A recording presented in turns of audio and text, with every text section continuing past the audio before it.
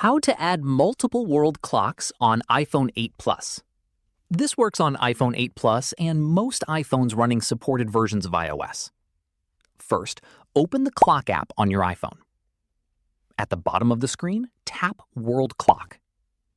Now tap the plus sign in the top right corner. In the search bar, type the name of the city or country you want to add.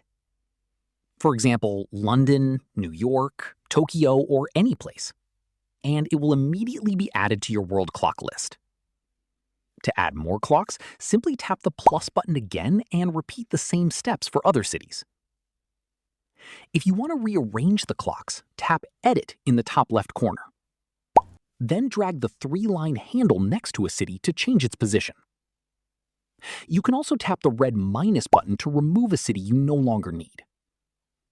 If you'd like to see these clocks directly on your home screen, press and hold an empty space on the home screen. Tap the plus button, search for clock, select the World Clock widget, choose your preferred widget size, and tap Add Widget. That's it. Now you can quickly view multiple time zones on your iPhone 8 Plus anytime. I hope this video helped you. If it did, don't forget to like the video and subscribe for more iPhone tutorials.